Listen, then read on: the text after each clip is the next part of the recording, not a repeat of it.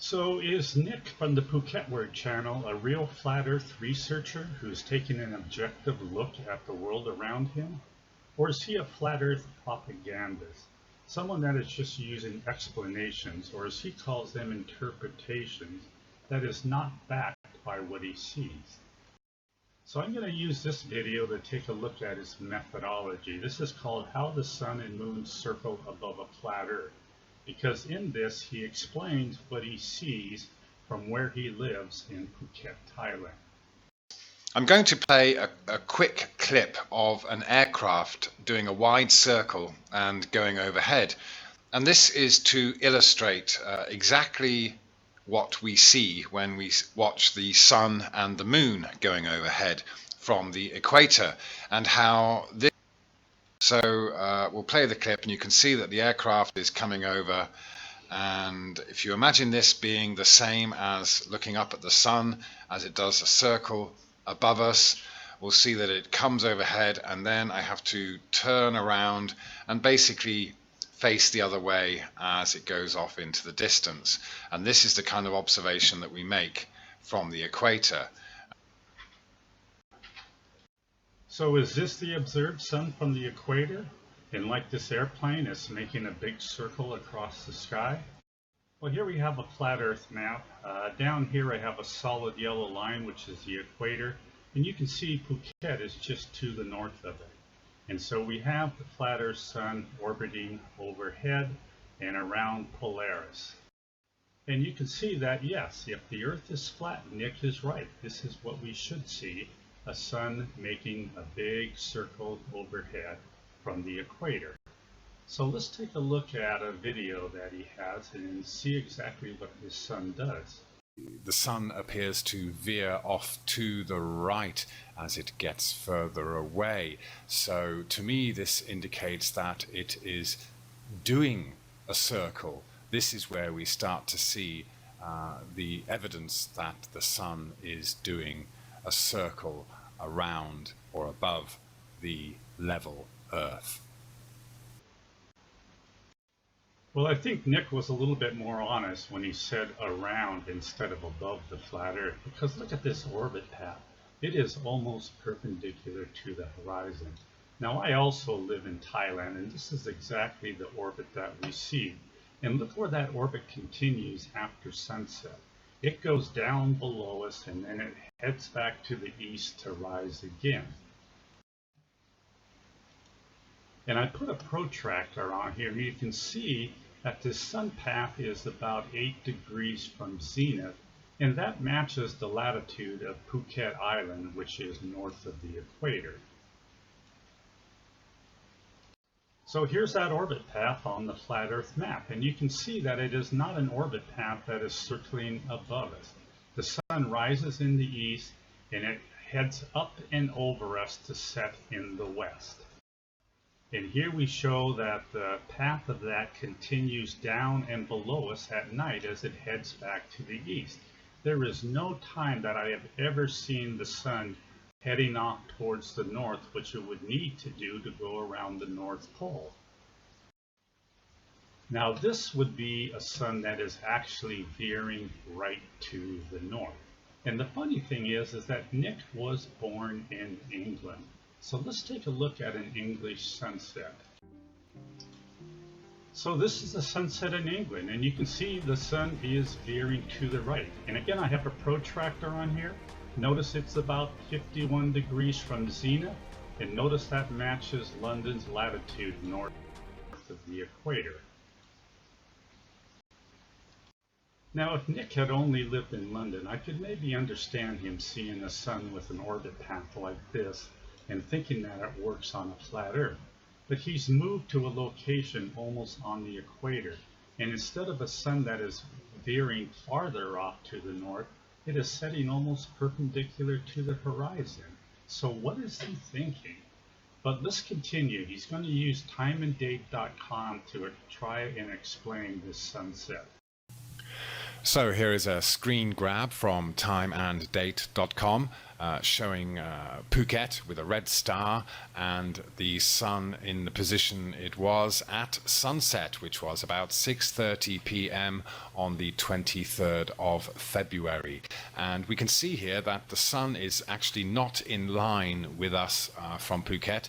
It's down further south, which would have been left on the footage of the sunset, but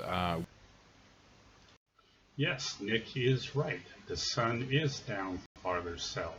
It is to the left of west, which is 270 degrees. This is from timeanddate.com, February 23rd, 2016, and we can see the sunset at a bearing of 260 degrees. So 260 degrees matches what he saw. but we actually saw the sun veer off to the right, which would mean it actually was heading in a more northerly direction. And No, you did not see a sun veering off to the right like you see in London. You saw a sun that was setting almost perpendicular to the horizon. And on this map, you would expect the sun to be further up north, not down south, compared to what we see. So how do we... Yes, if the Earth was flat, the sun should be much farther to the north. So how do we rectify this conflict? We simply turn the map into a flat Earth map. And we can see now that the line going west, that was a straight line, is now a curved line going in a clockwise direction, just how we would circumnavigate the flat Earth. And you can see that as the sun follows that line, it would actually veer off to the right, or appear to veer off northwards from our viewing position in Phuket. Well, the question is, does this rectify or does this expose the problem? Now here's a close-up of Nick's diagram, and I turned it 90 degrees so north is pointing to the top of the screen.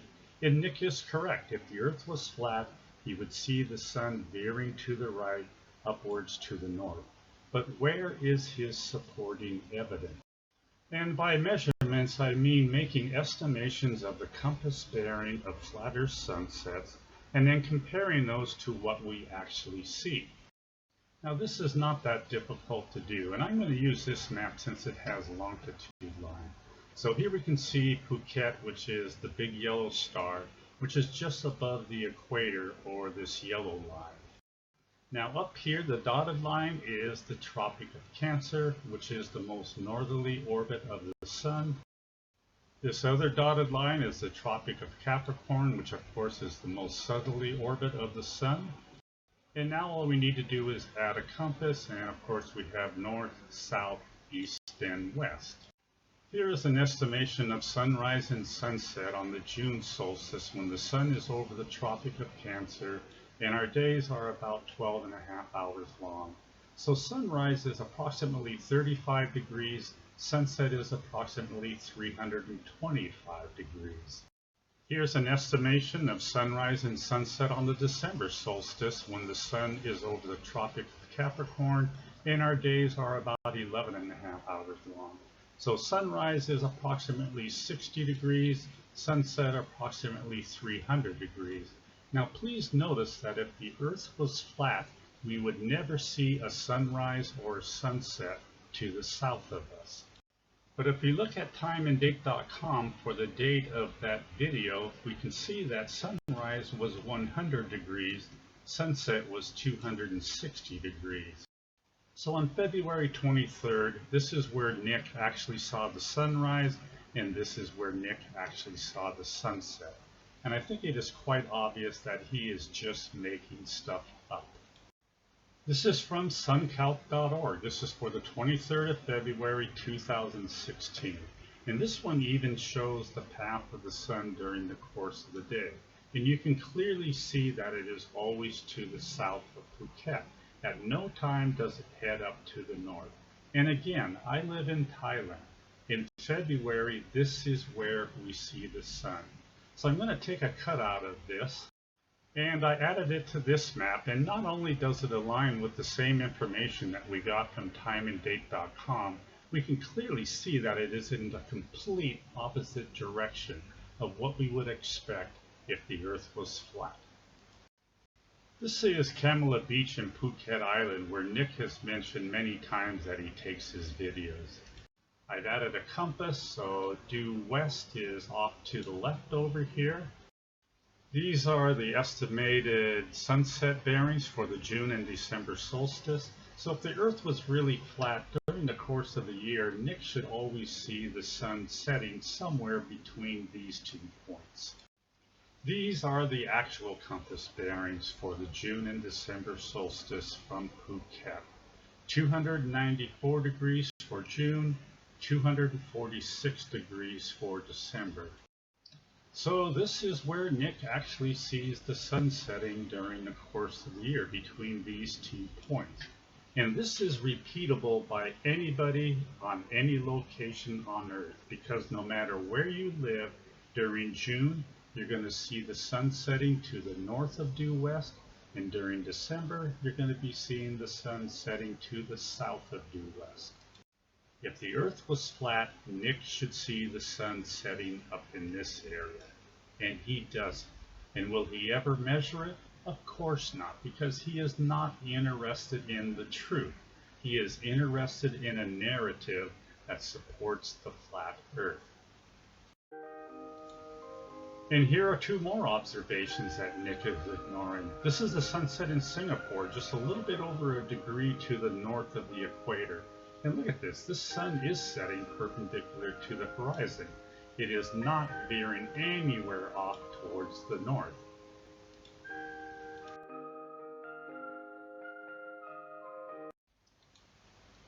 And here we have a sunset in Australia, which is heading to the south, in the complete opposite direction of what it should be on a flat Earth. So let's see if these observations work on the globe model. I turned the globe on its side, so the North Pole is in the lower right over here, the South Pole in the lower left, and the equator is going straight up in the middle. And then we have parallel sun rays from the sun coming straight down from up above. Let's start with Singapore, which is on the equator. Now this dotted white line represents the horizon, which of course is tangent to the edge of the globe.